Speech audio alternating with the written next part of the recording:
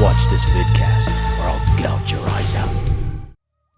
Welcome back, Horror Hounds, to Ghostman and Rivera's Horror Show podcast. I'm Mike Ghostman Pickle. And I'm James Rivera. We have some interesting movies to discuss today, but before we get to that, we have to get to... Horror Show news.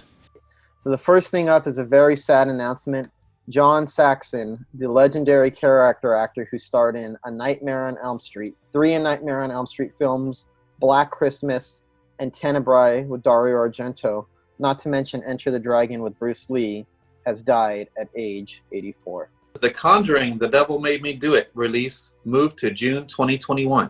Tales from the Hood 3 is coming soon, and it's been rated R. The Evil Dead documentary, Hail to the Deadites, screening at Fantasia. Alexander Aja directing Netflix survival thriller starring Melanie Laurent. And the Train to Busan sequel, Peninsula, makes $26 million at the box office in its opening week. And the final one is the Terrifier 2 trailer drops. First sad bit of news, John Saxon passed away at age 84. He was apparently, in his younger days, he was a big heartthrob for a certain generation. Got to work with Bruce Lee on Enter the Dragon, which is a pretty legendary thing to be a part of. And he'll always be remembered for in the horror community, for his roles in the Nightmare on Elm Street films and A Nightmare on Elm Street, and Nightmare on Elm Street 3, Dream Warrior, and of course appearing as himself in Wes Craven's New Nightmare. So he had such a big... And he was in Black Christmas, one of the original slasher movies, arguably the first slasher movie, depending on who you asked. I know that's a little bit... People could argue if it was the Texas Chainsaw Massacre, it was Black Christmas. But we do know that Black Christmas was one of the early templates for the slasher movies. And he got to work with Dario Argento on Tenebrae. So he had a pretty good little history with horror. He was involved with some interesting stuff and got to work with Wes Craven, Bob Clark, and Dario Argento. I wouldn't call him a horror movie icon per se, but I feel like he was more beloved by horror audiences than any other audience, because the horror audience is so dedicated. And he was a part of horror movies that are not just good horror movies, but influential horror movies, game changers, things that actually kind of changed the course of horror history, with A Nightmare on Elm Street and Black Christmas. And then working, of course, with Dario Argento, one of the most legendary filmmakers in the history of the genre, is enough to make him a horror icon, despite not being a horror actor per se. Yeah, he was a legend the moment he played Nancy's dad. I love that role.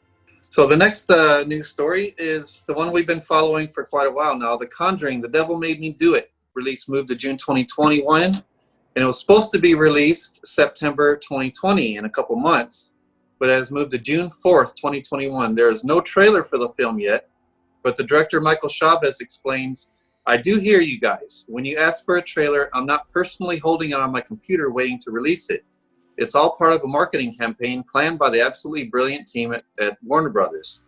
So the trailer is likely done, but Warner Brothers is obviously waiting until something is more definite before they start spending ad dollars." So that's basically what it comes down to, or they probably would have released a teaser by now. Yeah. Well, we'll see. Everything's getting pushed back. I mean, Halloween and Halloween Kills, not to mention the Christopher Nolan movie, Tenet. So as far as movies in 2020 go, I don't have any expectations for anything. This movie year is canceled as far as I'm concerned. But that's okay. I wanted to say something. I spent a lot of this time catching up on a lot of movies that I haven't seen, stuff like Blind Spots, the things I've missed over the years, and mostly horror and exploitation, but I've also done some art house movies and a few dramas that I've missed in the past. And people are complaining that there's nothing new out there. I'm like, there's a whole over a century's worth of great films that exist out there. Not even just horror movies, just movies in general. Go fucking find something. Go search. Because it's like the history of movies is so rich that 1 year of a bunch of canceled productions does not mean that there's nothing to watch. There's plenty of things for you to discover. Be adventurous. Go on Shudder. Go on Amazon Prime. Check out the Criterion channel or something like that. There is good shit out there. You don't have to find something that just came out. It doesn't have to be the latest shining, spanking new film. go find something. You have a whole over a century's worth of films that you've never seen to delve into, and I'm pretty sure you're going to find gold if you dig far enough. Yeah, and just like John Leeper pointed out, that we haven't even hit the downtime yet. We haven't hit the lull in releases yet, because we're still watching new stuff that was completed just before the lockdown. So it looks like Alexander Aja is directing a film for Netflix, a survival thriller starring Melanie Laurent, best known to American audiences as Shoshana from Inglourious Basterds. Very famous French actress. The director of Crawl's new movie, QT, it's called Q2. It tells a story of a young woman who wakes up in a medical cryo unit. She doesn't remember who she is or how she ended up sequestered in a box no larger than a coffin. As she's running out of oxygen, she must rebuild her memory to find a way out of her nightmare. Netflix is planning to release the film sometime mid-2021. And sounds interesting to me. I'm definitely going to check this out. I like Alexander Aja a lot. I loved High Tension, The Hills Have Eyes. I know he did Crawl last year, which was very well received by a lot of audiences, and he's a pretty consistent filmmaker. So I don't know what the release schedule, what the schedule is going to be with the COVID going on and everything, and I don't know how or when it's going to get shot, but I'll definitely be checking it out. He is, if nothing else, one of the more reliable horror filmmakers working today. Yeah, there's tons of great things on the horizon, and I mean, these studios and production companies are still working on new projects. It's just that a lot of them are working on pre-production and getting that all out of the way, so then as soon as the lockdown lifts, then they can go right into it. And some people are already filming again because they have those set safety guidelines where you have to get tested for corona and before you can even start production and all that. So the wheels are starting to move slowly. And one last thing about the movie, it's a French language film. So we're returning to France like Aja did with High Tension. So our next news story comes with mostly good news, but there's also some bad news that goes along with it too. I'll give you the bad news at the end. But it's the Evil Dead documentary, Hail the Deadites, screening at Fantasia. Here's the press release. Hail to the Deadites is a documentary about the fans of the Evil Dead franchise. Through interviews with the cast, crew, collectors, fans, freaks, and geeks, it seeks to illuminate the darkest reaches of the franchise's undying and still growing popularity. A popularity that has spawned 4 films, a TV series, comic books, figurines, and surpassed even its creators' wildest dreams. Beside meeting with fans around the world, the 80-minute documentary features interviews with the Evil Dead franchise cast members such as Bruce Campbell, Ted Raimi, Betsy Baker, Teresa Tilly, Ellen Sandweiss, Richard DeManicore, Tom Sullivan, Dan Hicks, Cassie Wesley, DePavia, Sarah Berry, Richard Domier, and Bill Moseley. And here's the bad news. Unfortunately, the virtual festival will be geo-locked and will only be available to Canadian audiences. But you know Shudder's going to jump on this as soon as it's out of the festival circuit. Yeah, I mean...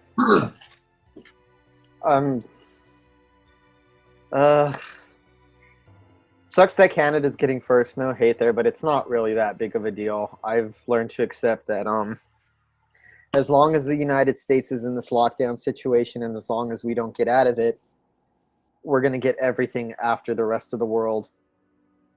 And if I'm being honest, I'd much rather see a documentary about the Evil Dead franchise than a documentary about Evil Dead fans. So would I. So it's about the Evil Dead fandom and not necessarily movies, but we probably still get some behind the scenes stories and stuff. But I want to see one like Never Sleep Again, but for the Evil Dead franchise, where they go through every movie and just deeply analyze it, you know? So in other news, Tales from the Hood 3 is coming soon, and it's been rated R. Universal Pictures Home Entertainment has rated the movie R. Well, the MPAA has rated R for horror violence, disturbing images, sexual content, and language, including racial epithets. In other words, it sounds like a Tales from the Hood movie. According to the IMDb, Rusty Cundiff and Darren Scott are returning to direct. Rusty Cundiff did the original Tales from the Hood and directed a handful of segments from the second one, and Darren Scott is the one who did the other segments from part 2. The film's cast listing is interesting to note, includes Tony Todd. So my guess, Yeah. I don't know. I mean, this is just pure speculation at this point.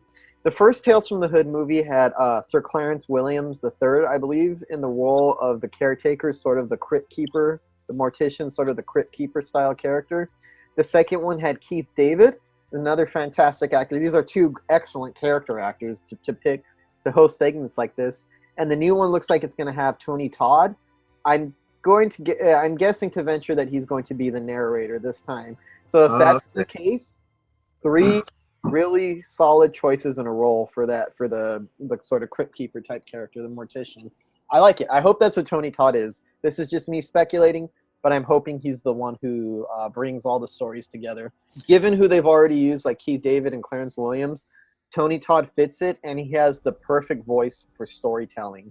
That kind of rich voice that is kind of haunting but soothing at the same time is perfect for telling scary stories. So let's hope. But Keith David is what I like most about part 2, though.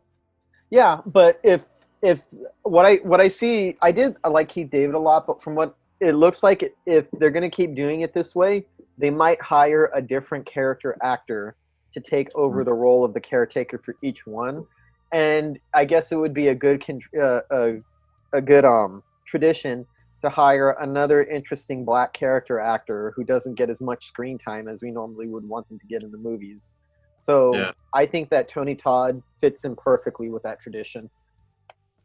I hope they take it back to more like the first one.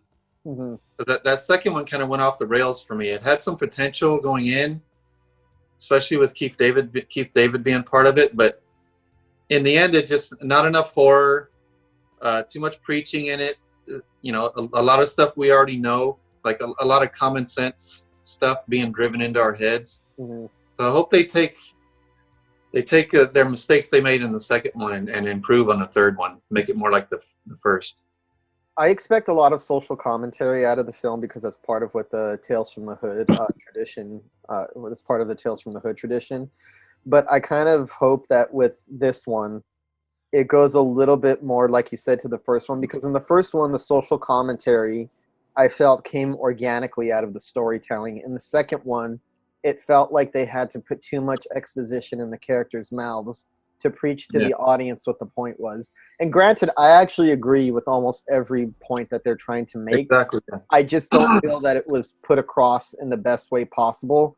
So if they can get a way to make it feel more organic, like the first one, then I'm all for it. And let's hope it's grittier, like the original. That's probably one of my biggest problems with the second one. Is the first one is probably my favorite anthology horror movie, and there's like a grittiness to it. There's a very lived-in authenticity. The second one was a little too polished and clean for my taste. It didn't feel right for Tales from the Hood. Regardless, any Tales from the Hood movie has potential, especially when you have Tony Todd involved. So fingers crossed for this one. The next story is another film I'm really excited about. The Train to Busan sequel, Peninsula, makes $26 million at the box office in its opening week. So since mid-July, it opened around mid-July, it was released in Korea, Taiwan, Vietnam, Malaysia, and Singapore. Made 28-point-something million. It's being released. It was supposed to be released in the USA August 7th, but that just got bumped up to August 21st. And here's a synopsis. 4 years after South Korea's total decimation in Train to Busan, Jung Seok, a soldier who previously escaped the diseased wasteland, relives the horror when assigned to a covert operation with two simple objectives: retrieve and survive.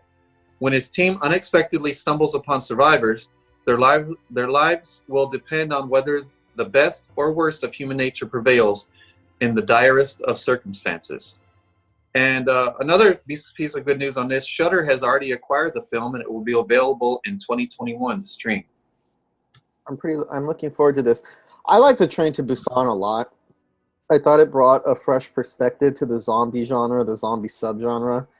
And I knew that the second one was going to be a big hit because the first one was a big financial success, which is kind of why it spread to the United States and became big in Western culture in a way that few foreign films actually hit. I'm actually not surprised at all that it made it as much money as it did. And what makes it even more impressive that even though theaters are open in Asia, there's still a lot of guidelines, and they can't fill theaters to full capacity.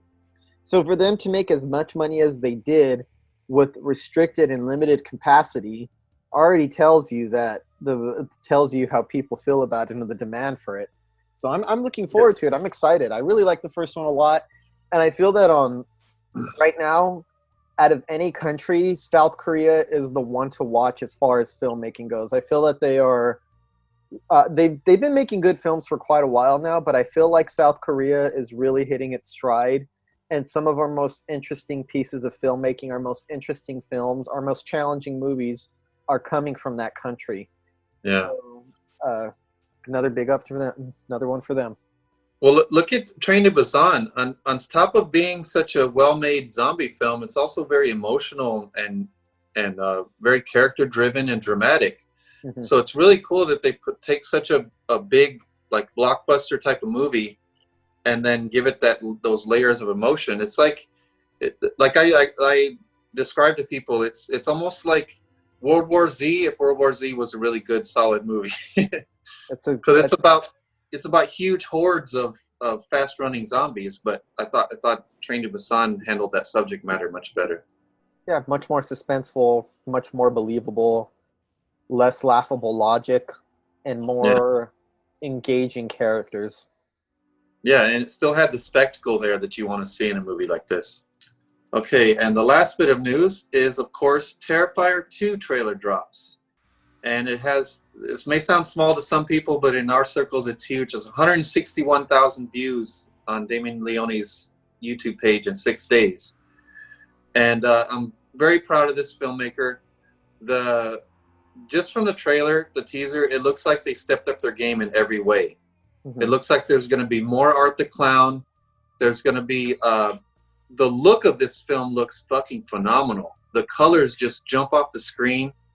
This Lauren Rivera looks like a really good final girl. It's got the visuals, it's got the blood, and we still have that big kill scene to look forward to that's similar to the Carrie prom scene. So there's a lot to be excited about this new film, and that trailer has everybody going nuts. Oh, I'm pretty excited for it. And of course, David Howard Thornton, Art the Clown himself, friend to the show, really great guy. He wants to get back to shooting the movie, but he keeps telling people, you need to start listening to the fucking COVID rules and start wearing your damn masks, because if we don't do that, you're only pushing off the film being finished that much longer. Because I believe they still have like a week or 2 weeks left of shooting, and that's not going to happen, and it's not going to get released, and we're not going to get anything definite until we get out of the situation. I just rewatched Terrifier, actually. My wife Adina had not seen it yet. So I showed it to her, and I'm actually surprised at how much she loved it. Really? Yeah. And from what we hear from David Howard Thornton, part 2 is gonna be better in every way, as far as in any shortcomings that the first one may have had. They're addressing them in this one, like not enough backstory of Art, or not enough Art, or it was too cheesy, or the acting wasn't good enough. Just from the trailer, the acting looks solid in this one. Now that we're done with the news, Michael has some announcements. So since our last podcast, we've had some very interesting developments with my film Pay Up that James and I both produced. So the poster for Pay Up, as many of you have already seen, is a finalist in the Shockfest Film Festival / Macabre Mansion poster competition, and it was displayed in Times Square in New York. And if you want to see a picture of it, you can go on our page on facebook.com/Pickles Horror Show. So on Monday, July 27th, the poster was displayed in Times Square in New York City during the Macabre Mansion live event. And Shockfest is holding events in New York, Las Vegas, and Hollywood this year. In Vegas, it's September 27th. And then in Hollywood, the main event is going to be November 13th. So check out details at shockfilmfest.com. And also, as you know, we have Pay Up in the festivals. But while we're waiting for answers from the festivals, we get interest from a distributor. So we're now working with sales agent and a distributor, and we might have distribution for Pay Up very soon. Fingers crossed. And working very hard on it. Yeah, so we're excited to development. unleash it on the world. So we thought it was going to be this big festival run, and then maybe get some distribution after that. We had no idea we would have a distributor interested this early, and he was interested right away. He contacted me the very next day after I sent the movie to him. So it's looking very promising that you're going to have either a physical copy or watch it on Shudder, or, you know, whatever deal we get. So wish us luck that we get the best deal with it we possibly can, and we don't get screwed on our first feature film. Yep. Before we get to the movies that we watched this week, I just wanted to mention what Mission Tiki Drive-In has been doing. It's here in Montclair, California. Any locals to Southern California? The Mission Tiki Drive-In is open. They are playing movies every day. Right now, a big horror film right now is The Rental. Everybody's talking about. That's playing at the drive-in. But one of the coolest things about this drive-in is that Beyond Fest. It's this big yearly event. It's big around here in Hollywood. They usually hold screenings at the Egyptian Theater. So they've been having double features at this drive-in. First, my friend Newt and I went to Texas Chainsaw Massacre and The Evil Dead double feature. Holy shit, was that awesome, seeing those two movies in a theater. And plus, I nerded out because I've seen Texas Chainsaw Massacre and The Evil Dead both on VHS when they first came out. I was watching both on DVD when the DVD came out. As soon as the Blu-ray came out, I watched them several times on Blu-ray. And then they were both screened in theaters separately, that James and I have both seen them on the big screen. And then I got to see them in theaters. So how many movies can you say have you seen on every medium there is? And I'll be damned if they didn't feel like a new movie again. I've seen them countless times on every medium, but sitting there in a car and the sound coming through the radio and just watching it in that drive-in setting was just the greatest. I enjoyed them again just like I was a little kid. And then last week, there was a Lost Boys Fright Night double feature. And that was awesome. I took my son to see that one. And then they just announced today, which we're recording on Thursday, coming up in a couple next month is Nightmare on Elm Street and Scream double feature, and that already sold out in like 5 minutes. So if you want to jump on these Beyond Fest screenings at Mission Tiki, jump on them. You get on their mailing list, email them as soon as you see that email pop up. You got to email them. You got to start trying to get tickets, because people jump on that right away. James and I see people in the industry like David Gregory that we interviewed. He goes to every single one. All these directors and producers that we know, they're always at these things, and they're always a lot of fun. So, and don't worry, everybody has their masks. You have to view the movies inside your car. You have to practice social distancing. You have to wear your mask when you go to the bathroom, the concessions, and all that. So it's all good. And for our audience who is not in Southern California, if we're irritating you, keep in mind that all across the U.S. and even other countries, they're doing a lot of double features and drive-in specials. So just look up what they're doing locally, and I'm sure you could find something similar going on in your hometown. You might be surprised. If anybody's missing guests, because we've been having guests so much, it seems weird at this point without a guest. We did so much before the lockdown without a guest that after the lockdown is pretty much every week, so it feels weird now. But this is by our choice, just to let everybody know. It's great to have guests in every week, and we have some great interviews. But it's also great to have these weeks without a guest, so we just catch up on the movies that we watched, and we get behind on the news because the interviews fill up a whole podcast. So I hope you guys like that we switch back and forth from guests to just discussing and catching up on movies. And if you don't like it, fucking deal with it. Hey, it's a podcast. I know. I'm aware of how these things go. I'm sure that we have our listeners who are only interested in listening to our interviews, and that's fine. And I know we have our listeners who are more interested in hearing our movies discussion. That's fine. And then we have people who like both. So if you like both, good for you. If you don't, just go through the ones you like. I listen to the Joe Rogan podcast. I know that's a very controversial podcast, but I don't listen to every one because I don't have the time. So I have to pick and choose because he releases 4 or 5 a week. So I don't have time to listen to all of his podcasts. But choose the ones you like. We'll be back to another interview probably next week, actually. I had a brain fart. I don't remember what movies we're discussing. I know I've seen them all, but I don't remember which ones they were. Well, the ones we're going to start off with are rewatches of old franchise sequels that we haven't watched in a while. The first one is Hellbound, Hellraiser 2. Mm-hmm. It's directed by Tony Randall, who also directed Amityville 1992, It's About Time, and he also directed Ticks in 93. I haven't seen that one yet. And it was written by Peter Atkins, who wrote Hellraiser 3, Bloodline, and also wrote Wishmaster. It picks up a few hours after the first film, and Kirsty is brought to a mental institution where the evil Dr. Chenard resurrects Julia and unleashes the Cenobites.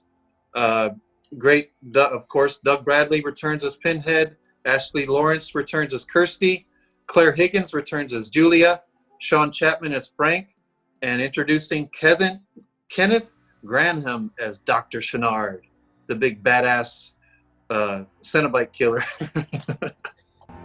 It's not as good as the first Hellraiser, but it's still a fucking fantastic movie in its own right. It does its own thing. It's completely different. It's a little more over the top than the original Hellraiser is, and a little bit more ridiculous in some ways, but I think that's part of the fun. Yeah, I mean, some things are better in this one. Like it's gorier than the first, and it has more action, but that doesn't replace the great storytelling and the gothic atmosphere. Yeah, and the feeling that you felt like you were in hell, and the Cenobites were more threatening. Like I just didn't like that this doctor would become a new some type of new form of Cenobite, and all of a sudden he would just kick the ass of all the rest. I didn't like that too much. It kind of made Pinhead look weak. I didn't like seeing more of Pinhead's backstory, but it still had a lot of good about it, though. So you didn't like seeing the backstory, and you didn't like seeing the Cenobites' weaknesses exposed a little bit in this one? No, I mean, I like seeing the background and stuff. That was kind of cool. But just to paint them as so weak that someone, just like with when everybody complained that Rey on the new Star Wars could all of a sudden use the Force and fight against these powerful masters. It's the same thing here. I mean, why is this bumbling doctor, he's kind of an idiot, why does he become more powerful than all the Cenobites, you know? I think the reason is because the doctor in the film, before he becomes a Cenobite, it's clear that he's already been exploring the idea of entering different realms. He has some kind of knowledge of the lament configuration already.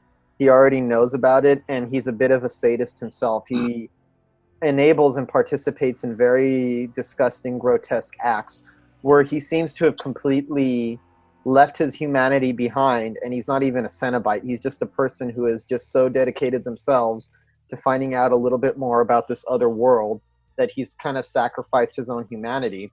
Whereas the Cenobites, on the other hand, haven't necessarily sacrificed their humanity. They've just forgotten about it. They just forgot that existed. They've become so immersed in the world that they are part of that they forget their origins, they forget who they are, and they forget that they are humans.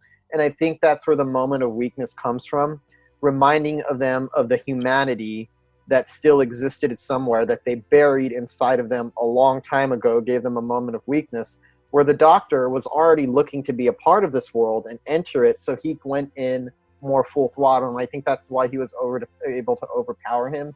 He didn't have to look back on his humanity or remember who he was. He had already given that up years ago and kind of disavowed it and jumped straight into, I guess, the darkness of his soul, whereas Pinhead just completely forgot about it. And what I found interesting about the backstory is that it gives him a bit of backstory without even fully explaining everything about his backstory. We know that he opened the box. We know what happened to him and he became Pinhead. We don't know why he did it. We don't know what his curiosities were. We know that he was in the war.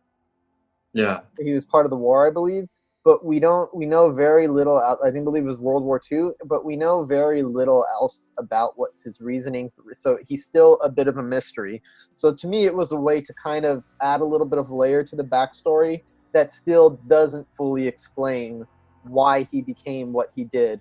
What drove Pinhead to search out for seek out the lament configuration? What is his drive? What is his motivation? And for me, that's why I was able to accept the Doctor taking over the Cenobites, is because I feel like he had already sacrificed his humanity, whereas they were being reminded of something that they completely forgot existed. So in that way, Dr. Channard is kind of the Varg of Hellraiser, like from Lords of Chaos. Exactly. He was such a dedicated wannabe that he ended up eclipsing the others. Yeah, it's exactly the situation it works. It has some really bizarre imagery. I admit I hadn't seen Hellraiser 2 since I was a little kid, and I have a particular memory attached to Hellraiser. It was as a child, I was obsessed with horror movies. I was one of those weird little kids who would watch The Evil Dead and all the Friday the 13th and the Halloweens and Nightmare on Elm Street. None of it scared me. Even the original Hellraiser as a child didn't really scare me or have much of an impact on me. But when I saw Hellraiser 2 as a kid, there was something about it that made me nauseated or feel a little sick. And I remember having to turn it off. And revisiting it, I actually remembered it was one of the weirdest things ever to take your mind back. When the exact scene came on, I remembered when I turned it off as a kid, or when I had my dad turn the movie off. And it's a scene where there's like a red background, a completely red background, and there's something really sinister and gory going on. You know what part I'm talking about, right? Yeah. The red background. That, for some reason, as a child, turned me off and made me want to run away from the movie. But I remembered it vividly. It was so weird to remember back to age 7, this particular scene that left an impact on me. I thought you were going to say Julia crawling out of the mattress. No, that's holy shit, that makeup, dude. Great makeup effects. Ups the gore on the first one. I still think that the gore in the original one is a little bit more effective. I guess because it's more realistic. Yeah, the pain is more relatable. It's a little sloppier in this one, but I don't know that you could feel the pain more in the first one. Yeah, definitely. But it does what a horror movie sequel should do. It takes the things that work about the original one, and they just amp it up in completely different directions. They add a little bit of more backstory without giving away too much backstory. I think that the world of Hell was really well conceived, especially on such a low budget and with such limited resources that they had to work on the movie. They did a good job of imagining a world that doesn't actually exist. And really good stuff. There was one thing, though, that took me out of it when she went down into hell, when Kirsty was in hell. Mm-hmm. It was cool imagery and everything, and then she leans against the wall and she pushes into it. It's like plastic. Oh, that took you out of it? It took me right out of it. Sure. But I love Kirsty. She was a great final girl in the first one, but I thought she was an even better final girl in this one, because just watching her having to deal with Julia, Pinhead, Frank, and Dr. Channard, like it's everybody thinks she's a fragile girl who's kind of mental, but really she's fucking strong to deal with all this evil all around her, So it seems like I think this movie worked better for me than it did for you. Yeah, but there was a lot of things I liked about it. It just kind of pales in comparison to the first one, because everything I liked about the first one wasn't in this one, because I liked that the Cenobites showed up. Holy shit, it's dangerous. Somebody's going to fucking die, but they didn't seem so dangerous in this one. They seemed a little less powerful. And I love Frank's hell, and I love Frank's skin melting off, and then Julia ripping his heart out. I loved all that. Some of the effects are cheesy as hell. When they close the gate at the end, it becomes very overly animated. I agree with you on that. I think that has a little bit to do with I guess the reach exceeding the budgetary constraints that they had. Because the original Hellraiser was on an even lower budget than the first one, but it still looked a little more realistic in some of its more otherworldly depictions. but it's also because it wasn't going for such a grand vision that the budgetary limitations on the first one didn't affect it the same way it does the second one, because they want to make this one so much more imaginative, so much more bigger, that it kind of, its reach exceeds its grasp in some regards like that. So yeah, there's a couple of parts towards the end where the hell, as imaginative as it all was, as good as the art direction was, there was a little bit of fakeness that started to creep in towards the end of it that wasn't present in the first one.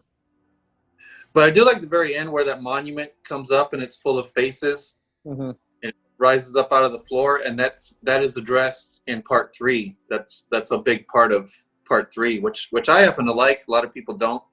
We'll have to talk about that one in the coming weeks. You like that more than this one? 3? Yes, I like 3 more than 2. You like Hellraiser 3 more than Hellraiser 2? Yeah. Well, Michael, you're really testing me today. It's been a long time since the rewatch, so I do have to rewatch it again. I could change my mind after that. But with this one, I mean, it seemed to me talking about it, and I know it seemed like I didn't like it, but it had so much that I did like, and the effects were so good, and the visuals are so good, and I love Kirsty, and I love the Cenobites and everything, and even Dr. Chenard, when he became a monster, he was a pretty cool monster. Mm-hmm. So I liked more than I didn't like about it. Still, no matter what I happen to like it a lot. Not as good as the first Hellraiser, but still excellent for me. It's still miles ahead of the next sequel that we need to discuss. Yes, Halloween 5, The Revenge of Michael Myers. Oh, man. It's directed by Dominic Othenin-Girard. Donald Pleasance returns as Dr. Loomis, and Danielle Harris returns as Jamie.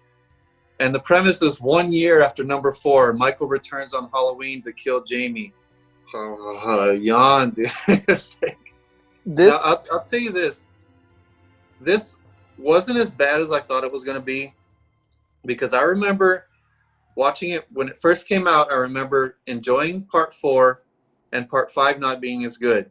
Part 4 is better. Yeah, I rewatched part 4 recently, and I didn't like it.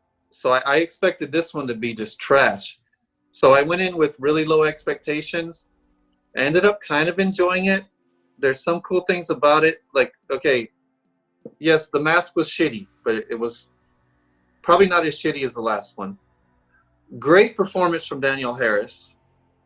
Even better performance from Donald Pleasance. Oh, man, was that fun.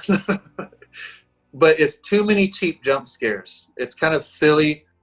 Michael Myers surviving the events of part 4 in the beginning, when he's fucking floating down the river and he kind of grabs a branch and pulls himself up on shore. It was all so cheesy, dude. It wasn't believable either, because it's supposed to be following up a scene where a bunch of people unloaded their rifles and their guns into him. Like, he was like sprayed with hundreds of bullets, and it looks like nothing fucking hit him at all. And I guess maybe Michael's soul is slightly supernatural, but I know sure as hell his body is supernatural. There is no logic there whatsoever. It makes no sense. It's not justified. They're just doing what the Friday the 13th movies do, where Jason gets killed in a brutal way, and they come up with some contrived reasonings to resurrect him and bring him back to life that don't make any sense on any narrative or story level. So just that alone, the logic of this movie is fucking idiotic. I thought this was a pretty dreadful. Like, it's really awful. It takes everything that was so scary about Michael Myers and drains everything out of it. It's too convoluted. Connecting him to Jamie, Danielle Harris, and making it so she experiences what he experiences does not work with the original conception of what the boogeyman was in the first Halloween. And I actually rewatched Halloween 4, which we're not going to be reviewing here. I watched Halloween 4 with Halloween 5, and I still have some problems with it, and I'm not a big fan of it. However, I do think, despite the fact that I've never been a fan of Michael Myers chasing after the family, I like him more as a boogeyman, kind of like a random specter with no motivation. They still, in part 4, there were still elements where they managed to retain some of what makes Michael Myers scary and somewhat makes him eerie. Even though they destroy the backstory a little bit, they still manage to retain a little bit of that otherworldly spookiness that Michael Myers possesses. This one completely just threw all of that out the window. And it was really sad. Danielle Harris, I can see why, watching these movies again, she's such a fan favorite. Her performances in these movies are actually phenomenal. Like, she was called upon as a little girl to play some very intense emotions out, to do things that most little kids would have a very hard time dealing with, and she fucking delivered. She sells the most stupid, contrived things that her character is forced to do in the fifth one, like the where she has seizures every time she sees what Michael Myers is doing, but she sells it because her acting is so good and it's so committed that I honestly don't think that these movies are worthy of what Danielle Harris brought to them. I don't know. Now, after rewatching it, I kind of like 5 more than I do 4. Even though 4, I think, is a better movie. Mm-hmm. 4 was, I don't know. I like bad movies more than I do mediocre movies. Okay. Because I think 4 was bad, but there was more entertaining aspects about it. And 5 was just so mediocre. Besides Danielle Harris and Donald Pleasance having such great performances, other than that, it was so cookie cutter, so go through the motions. Wait, 4 or 5? Like I said, the 5. Okay. It goes so much goes through the motions of, you know, this contrived, like you said, the contrived survival of the killer, and then just slash and kill. And they deviated a little bit from that when Michael Myers kills Rachel, Ellie, played by Ellie Cornell. She was good in it, the blonde, and it sets up like she's going to be one of the major characters through the movie, but she's killed pretty early on. So that made it feel kind of dangerous. It made it feel kind of unpredictable, like the same way with Scream, how they killed off Drew Barrymore in the first. But then it just went back into this formulaic stalk and kill, and it had K&B Effects did the special effects, but they were kind of cool, but not just overly impressive. It just wasn't bad enough for me to enjoy it. See, her being killed so early in the movie really doesn't work for me. And the reason is because, like you said, it does build an element of danger to the movie. We're like, oh shit, anybody could die in this movie.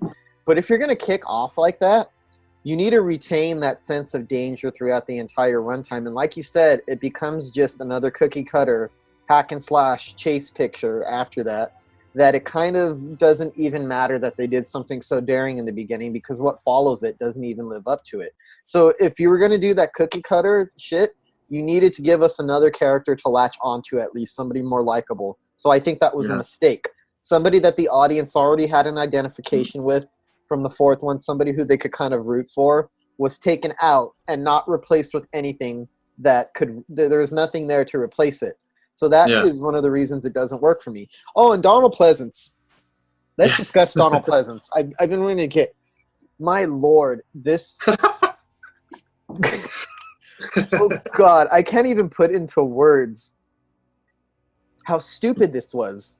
His character was so over the top, so dedicated to his single-minded pursuit of Michael Myers that he became a fucking madman. That he seemed crazier to me than Michael Myers. He seemed like more of a lunatic, where I started to think, this guy is fucking dangerous. He has lost his goddamn mind. I get why he is the way he is, because Michael is evil, but this guy has become so reckless, the way that he plays with Jamie and the way that he harasses this little girl who is having seizures and terrifies her, and the way he wants to drag her out and use her as bait for Michael Myers to come. Talking about you're going to bring little girls. Like, he lost any sense of sympathy that I had for him before. His line readings became more hammy and over the top, and the dialogue was absurd, where it almost seemed like a parody of what he was doing in the original Halloween, where he did these like little speeches that were kind of hammy, but they worked, where he was like, he's not a man, he's evil, or he talks about, I looked behind that blank, pale, emotionless face, and I saw the blackest eyes, the devil's eyes. That's the original one, and it works. But they take that dialogue and put it to laughably new extremes, where he just seems like a loose cannon. He's a lunatic. He's funny, don't get me wrong, because I was busting up, but I don't think that's what they were going for. And Dr. Loomis is a fucking madman in this movie, and he is not sympathetic. I don't know what the hell they were thinking. It looks like Donald Pleasance was having fun, if nothing else. I'll give him that. He was definitely hamming it up. But holy Lord, they took that character in such a stupid direction. Magnificently dumb. So dumb that it's hard to put into words. See, that was by far my favorite part of the whole movie. Just it's entertaining. Dr. Loomis going crazy on everyone. He kept screaming at the sheriff, dude. He wouldn't even let the sheriff get a word out. He just started screaming at him. He'd walk in the girl's walk in the girl's hospital room, the little girl, and just start screaming at her. And she's all crying, and he's like, "Tears won't get you anywhere." You know what it reminds me of? It reminds me of, there's bring a comic book reference in. Frank Miller, the comic book writer, did an interpretation of Batman called All-Star Batman and Robin. This was a while ago, sometime within the last 10 years. I'd say almost a decade ago. I forgot exactly when. And his version of Batman is really unsympathetic and borderline psychotic. That when they do the Robin origin story where they see Bruce Wayne sees Robin's parents like die in front of his eyes, he doesn't give him no time, and the kid's traumatized. He just snatches him up, kidnaps him, and starts talking about getting ready for war and going to war against criminals while this kid is crying, and the kid doesn't understand anything that's going on. And he turns to him, he's like, "Who are you?" And Batman turns to him and screams, "I'm the goddamn Batman." And they actually wrote that in the comic, "I'm the goddamn Batman." That's what Donald Pleasance's performance as Dr. Loomis amounts to in this movie. Like absurd, totally absurd, really bad, but I can't complain too much because as bad as it was, it's what gave it's what made the movie entertaining. Yeah, that's kept it watchable, was his hamminess. That's why I can't say I didn't enjoy it, because I had a huge smile on my face, or either smiling or laughing every time he just came on screen. Mm-hmm. And another thing that I do is it's a wasted opportunity is Halloween 4, watching it again, I thought the ending was pretty interesting where they turned Jamie into a killer. And she is basically in the same outfit that Michael Myers was in the original Halloween when he first killed his sister at age 6. And when Dr. Loomis sees her, he's like, "Oh," and he's about to shoot her because he knows that he knows what she is now and that there's no saving her. I feel like it set up the franchise in a very interesting way. It's not the direction I would push it in, but for what it's worth, it was an interesting direction. And then just to completely abandon the Jamie killer aspect in the first one and just go back to the same cookie-cutter chase routine and then try to explain it away where her aunt actually survived. She didn't actually get killed. She survived that brutal-ass attack after being stabbed multiple times over. Oh, and she's just in a hospital, and that was just a little episode or a slip-up. I'm like, come on, dude. That's not a good follow-up to the way that the fourth one ended. The fourth one sets up something way too big to treat for the fifth one to come in and treat that like it was an afterthought. Acknowledge it and act like it was a small thing, and it's okay. We're just going to put her in a hospital, and we're just going to strap her up. No. That just does not work to me. I did have a problem with that as far as the Jamie character. Even though she was really good in her performance, what they did to the character I don't agree with, because in the first one she was already a frightened little girl and you related to her as a frightened little girl, but by the end the trauma she was put through turned her into something else. And then she reverts back to not only being a helpless little girl again, now she's a mute.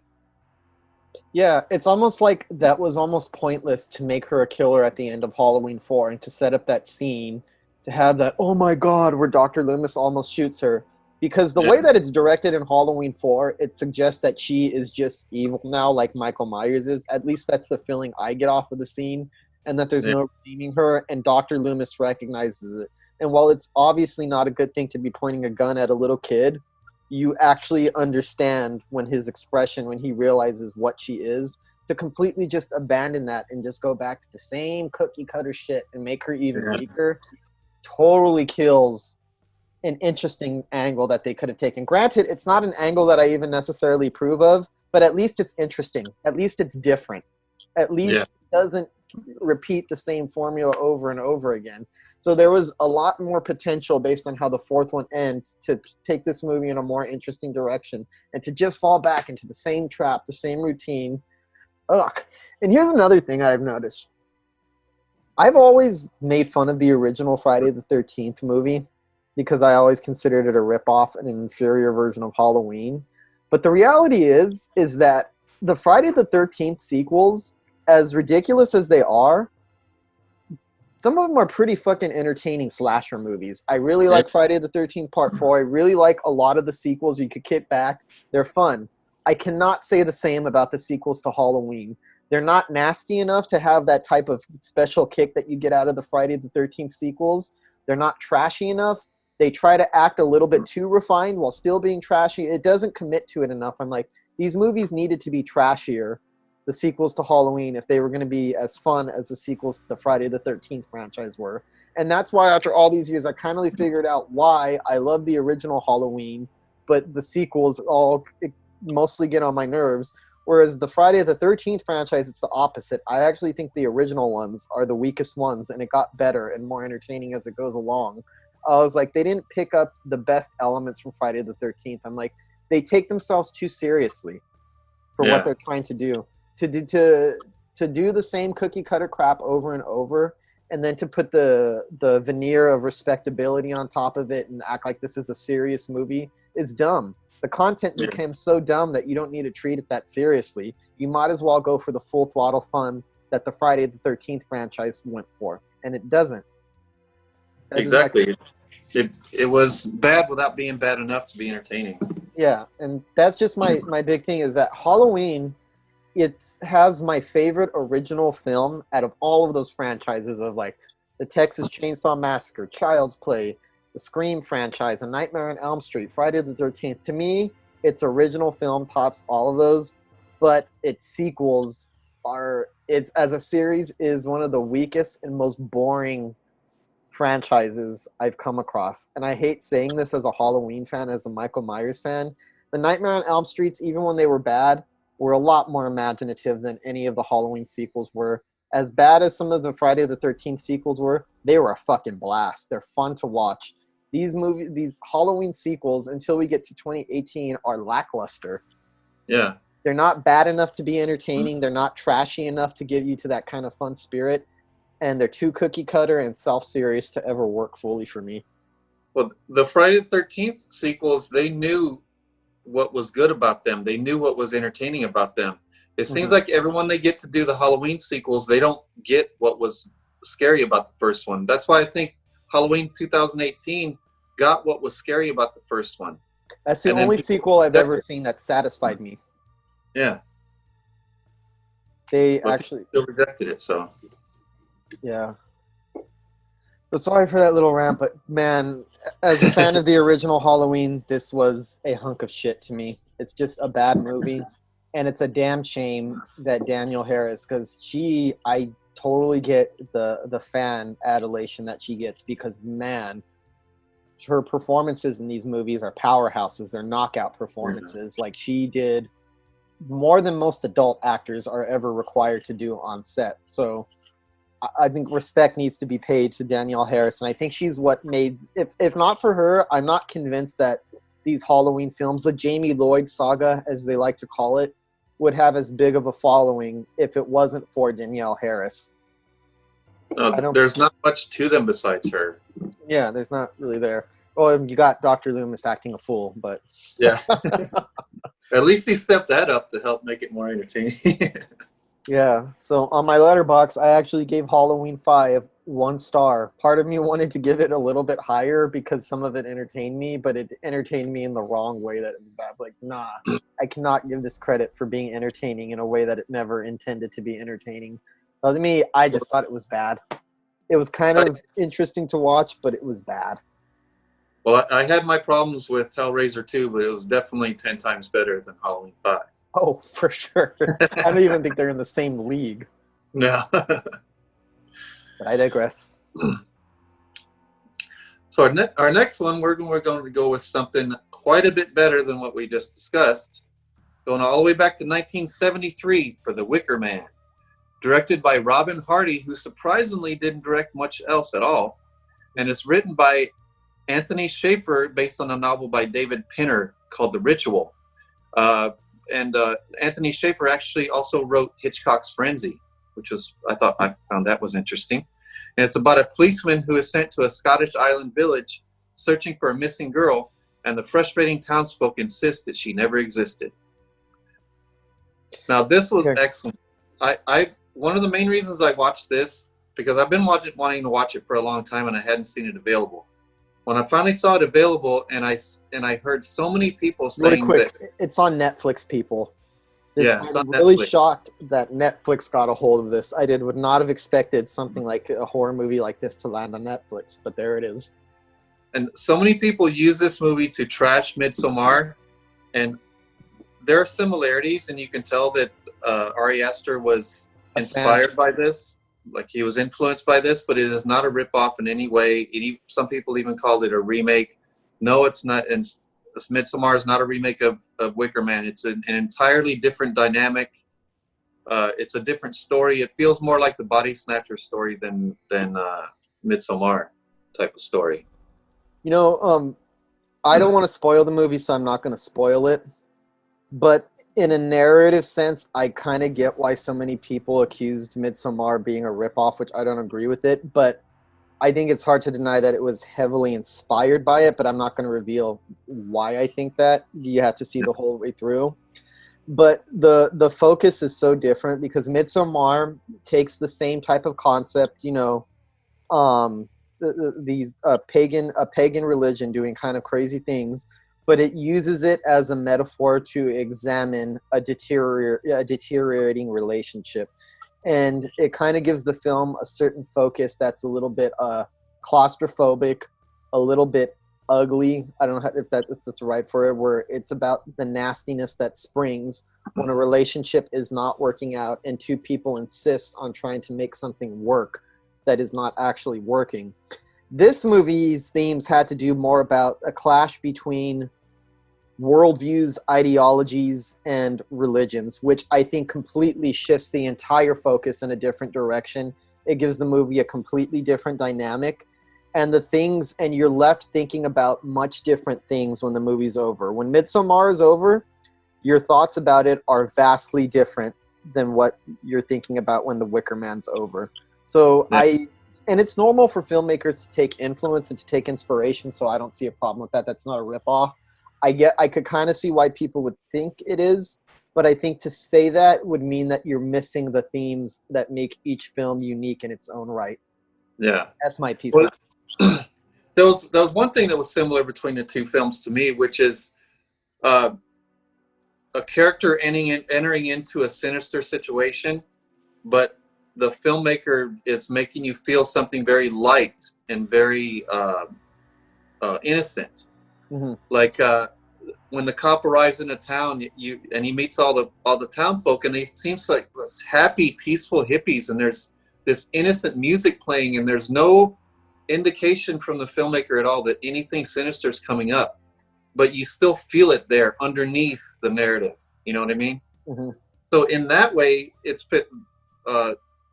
similar to Midsommar, but I think that's what Midsommar was all about. Was about giving you that sense of love and acceptance while you were seeing masking these horrific things, and then he made you continue to feel that through the horrific things that happened. But here it was much more metered and much more those other elements that came into it that added to the narrative, and I thought made it much different. I think what for me one of the dynamics that really makes this movie work is that the protagonist, the detective who arrives on the island, who's played by what's his name, Woodward. I hate when I forget actors' names. Hold on.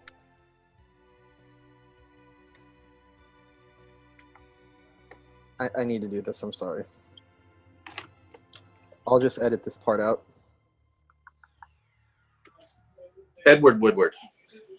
Edward Woodward. Okay, here's what I found interesting about this one. Edward Woodward as a protagonist is not a particularly likable person.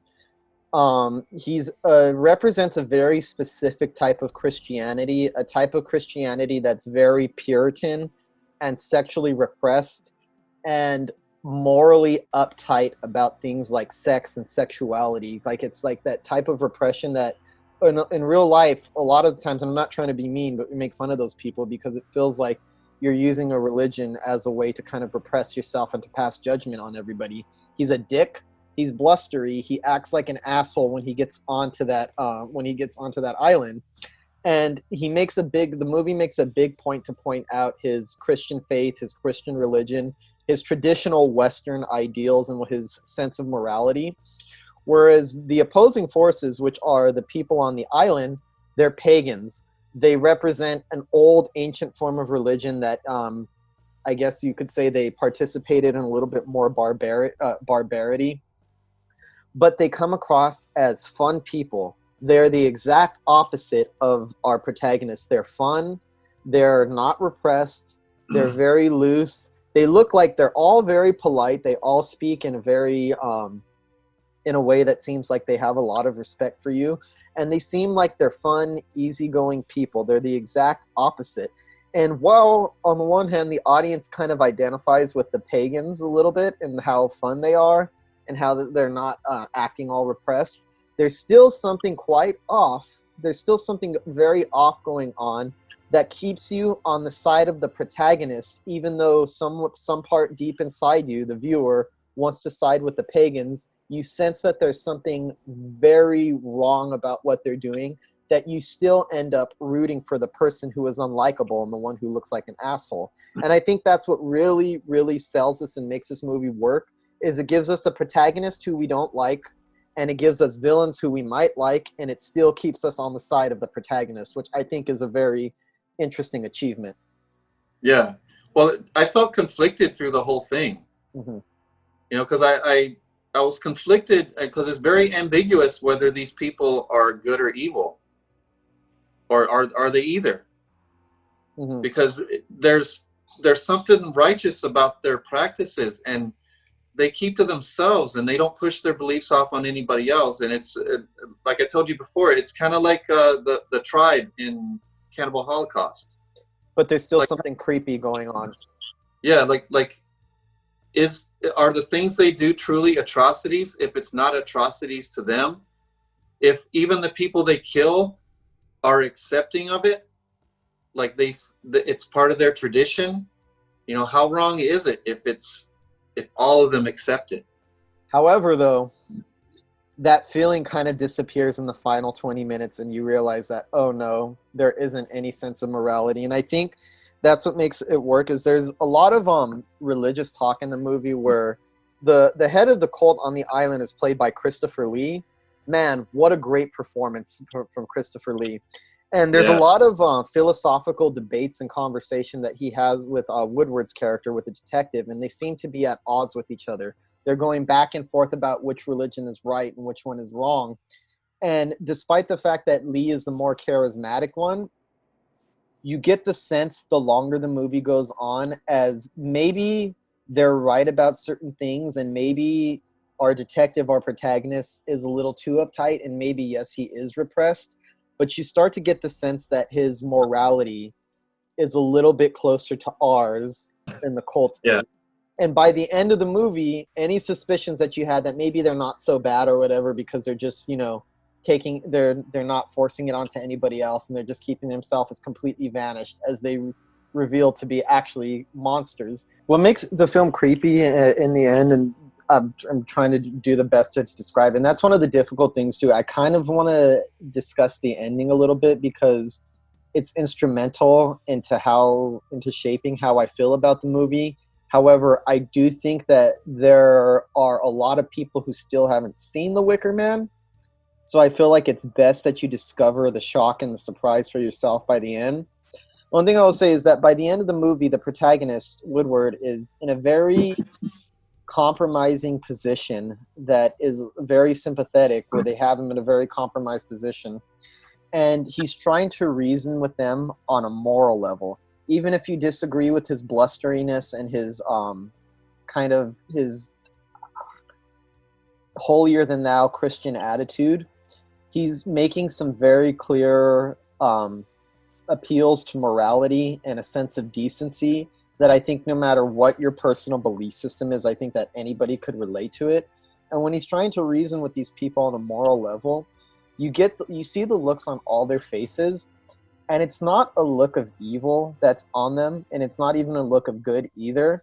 These people live and exist so outside the bounds of normal morality of what we think of as good and evil, as right and wrong, that they're not even reachable. They've reached a point where they're so warped that evil is not even the word to use. They're just people who are unreachable, and you're never going to reason with them. And it's that realization that you can't reason with these people because they exist outside the bounds of what normal morality is, especially by Western standards, that it makes the situation a lot more horrifying, and it makes them scarier.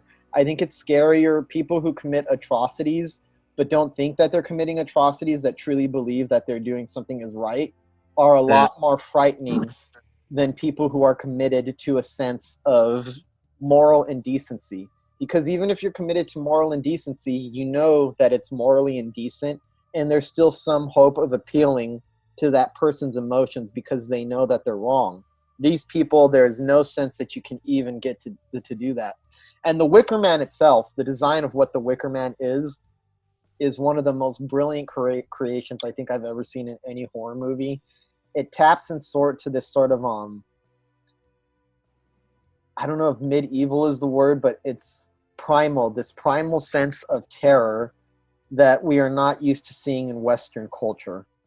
The final moments when our character actually gets a look at the Wicker Man, and he is very horrified by what he sees, and we share in that horror. Even though we spent the time on his side, we're still a little pissed off at him.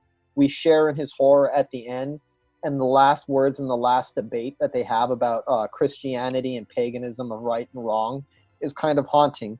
Because by the end of the movie, you know that our protagonist is morally right. The movie is very clear who's in the right, and it's not the cultist. However, philosophically, ideologically, the movie is very ambiguous and non-committed to either worldview. It doesn't take the side of Christianity or paganism. And I think it's that sense of ambiguity that the movie leaves you with, that we don't know if the Christians are right or if the pagans are right, or neither of them are right. Probably neither at the end of the day. Probably neither. The narrative shifts so slowly and subtly. Mm-hmm. Like you start out thinking, this guy's too uptight. Why are you trying to push your beliefs on these people? It's obviously not the way they believe. Like him going into that classroom and taking such issue with them teaching kids about sex and teaching them about the penis. Like, settle down, guy. They're just not as oppressed as you are sexually. And then a couple scenes later, he's outside and people are having sex everywhere. Mm-hmm. I'm like, all right, that's a little much. that's taking the sexual liberation a little too far now. And then you start to subtly get on his side, but then that shift is so subtle, you don't even realize it's happening. But when you realize that you're on his side, you're fully committed to his side. And I think that's what's great about it. You're still left in the dark to as who was ideologically right. And it's not a question that the movie seems interested in answering.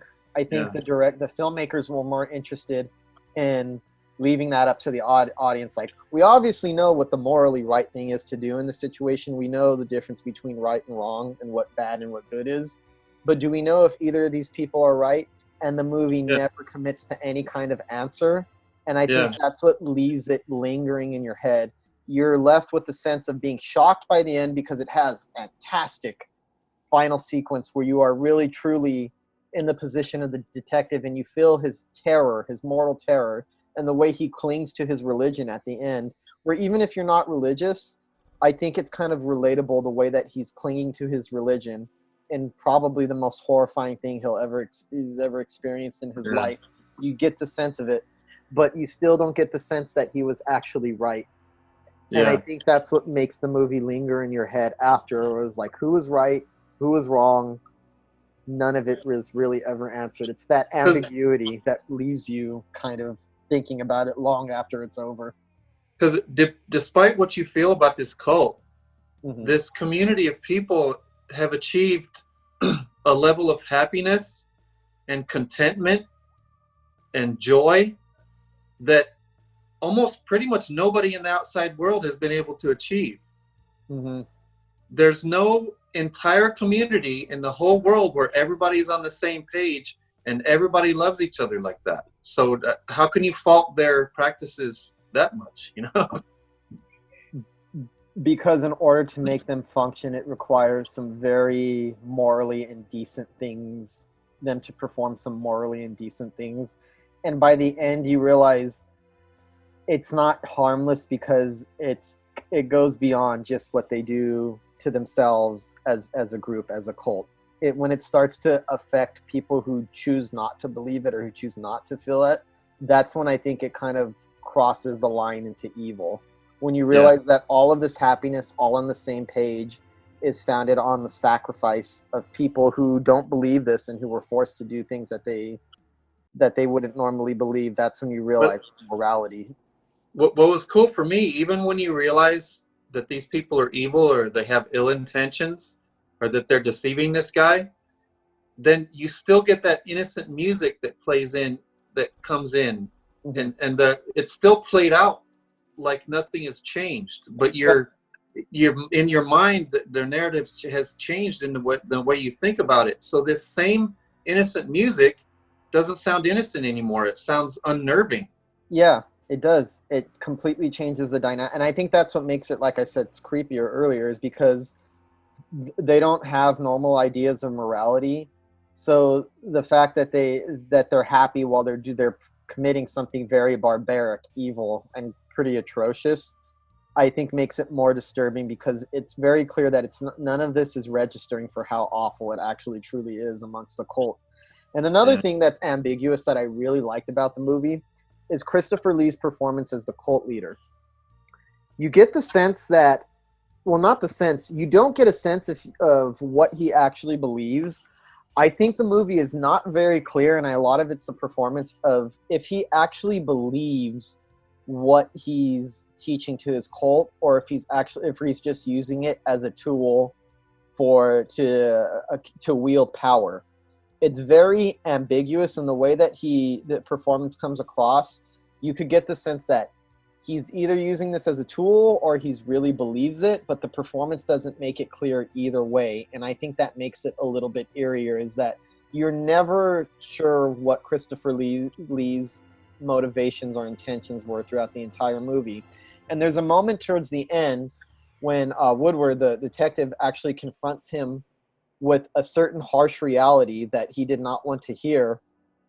And you see the look on his face, and you get the feeling that he knows that what the detective is saying is kind of true, but he's going to ignore it anyway. But you get the sense that it registers for a second. He looks into the camera, and you could kind of get the feeling that he knows what this guy is saying is true, but he's going to go along with what he's committed to anyway, because he's already gone too far in his commitment to these ideals. Well, it was somewhat disturbing for me how much I was on the same page with the cult leader. Mm-hmm. You know, a lot of what he was saying was making sense, and I actually had to think about it twice. Like, oh, wait a minute, no, that's wrong. Yeah, but don't you get the sense that he's not that he might not even actually believe in what the cult is teaching, though? That he might just be using it as a tool just to maintain power. Maybe he does. The movie doesn't make very clear. But I think the fact that it leaves you questioning is what makes it kind of creepy. But what's interesting is they show a little bit of doubt in him, but I don't see that doubt in any of his followers. No, and that's why I think his performance is ambiguous, because for a few seconds you could register on his face that there's some doubt as to whether or not what he's saying is actually right, and you could see that he knows somewhere deep down that he is kind of wrong. But he's so committed to it, he's just going to go through with all of it anyway. And you don't know if it's because he has to do it in order to maintain power or because he believes it. And I think that lack of clarification is kind of works in its favor.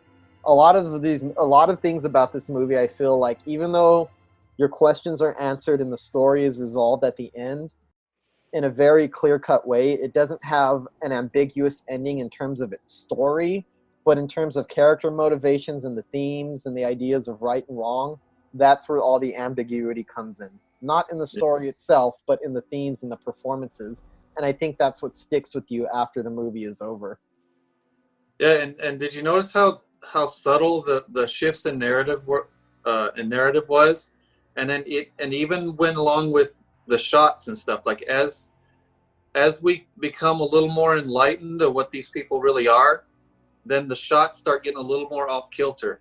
Mm-hmm. You get some kind of uncomfortable close-up shots. You get some that are askew a little bit, and you start getting these creative shots that are thrown in there that kind of just jar you just enough to keep you invested and keep you feeling anxious. And in my view, I think the film is a masterpiece, and if it's not a masterpiece, it's pretty damn close to one. There's not very much flaws or faults that I could really, even as I search for the movie, I can't think of any faults or flaws or anything that it did wrong at any point. On top of all the different layers that we're talking about in the narrative, you have these beautiful visuals. You have these beautiful, elaborate locations. I loved all the buildings. I loved all the landscapes. It all looked beautiful. It was filmed in a beautiful way. And then those people with the animal masks, they're just different visuals peppered throughout that really jump off the screen at you and keep you invested in that story. That's one thing I actually forgot to mention, is that it has such, like Midsommar, there's a lot of beautiful, idyllic sights that you get to take in while you're watching it. Yeah. The atmosphere does not have the atmosphere of a horror movie. No. And much of it is not even directed in the way that a horror movie is actually directed, but it still manages to register horror underneath all of it. And I think that's another great achievement, is to not even direct it like a horror film, while still conveying the horror, where it's something that you can't put your finger on. It was like, everything here looks so nice, everything here looks so pretty, everything here is so visually stimulating, and it all seems good. So why do I have the sense of unease that won't leave? I shouldn't be feeling this way, given what I'm looking at and given the atmosphere that the movie is giving off. That is another great achievement. To creep you out without ever building up any atmosphere to support you being creeped out, but making you creeped out anyway. And it makes the jarring moments that much more jarring. Like when you see the hand candle make its appearance, you're like, holy shit. It seems to come out of nowhere, even though you've been smack dab in the middle of this horrific situation the whole time, but you're still caught off guard because it's presented in such a nice way. And for me, in the history of horror, this movie kind of stands alone as an achievement, because I've never had a horror movie, not saying it's the best horror movie ever, but I've never had a horror movie affect me in the highly specific ways that this one did. It seems like, even though Midsommar has influence, it is not the same thing, and as hard, and people can try, I think this is a movie that would be really hard to imitate what it's going for. I know there's a Nicolas Cage remake. Honestly, that sounds ridiculous and it sounds absurd, and I don't even want to watch it. In all honesty, and the reviews for it are not all that great. It's not something that I feel could ever be replicated. It exists completely in a class by itself. Because it's subtlety, and then batshit, and it just the last 20 minutes. Yeah, it hits you like a ton of bricks, like the hand candle, like I said, and the parade, and the Star of Swords, and the one of the characters being dressed up as a jester.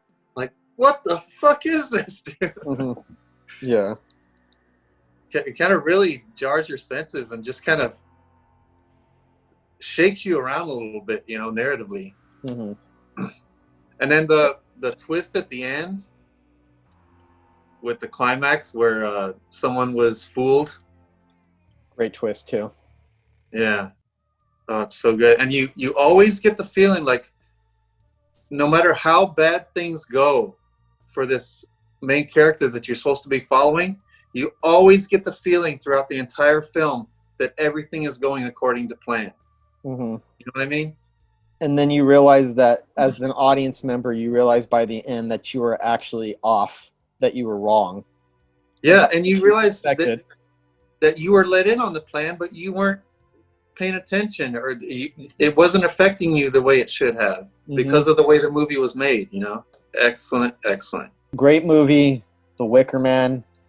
In the U.S., it's streaming on Netflix. I don't know about other countries, but if you can find a way to watch it and you've never seen it, check it out because it's one of the most unique achievements in the history of the genre. Yeah, and it's don't expect your typical cult movie. Don't expect your typical horror movie. It's not a typical anything. No, it's wholly without precedent, and I don't think we'll ever see this movie, another movie that quite gets what this one was going for.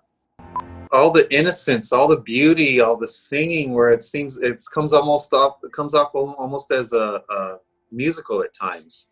I was actually about to say that, Michael. There's more in the way that it's directed. Its direction is closer to a musical than it is a horror movie, and it's not a musical. Yeah. But the direction of it is closer to what a musical would be, how you would direct a musical than how you would direct a horror film. But it still feels scary, so that's great. So light and whimsical, and all of a sudden, it just drags you in. But yeah, check it out, people. Awesome movie. Yeah. So that's our movies that we've discussed for this week. As you see, we got behind on movies. We didn't even get to discuss everything. And with all kinds of news, with this lockdown and everything, is still lots of stuff happening in horror, especially with our film Pay Up. So stay tuned on the Horror Show page. We got a lot of cool stuff. It's really, really happening now. So you're going to have to stay tuned to see what we do next with Pay Up. Follow us on Facebook on facebook.com/Pickles Horror Show. Yeah. And on Instagram. Instagram.com/Pickles Horror Show. So you'll see all the news on our festival run coming up and distribution and the new film we're working on. We're working on a new feature film. So you'll have news about that. So stay tuned. We got plenty of shit coming up. Till next week, happy horror. Happy horror.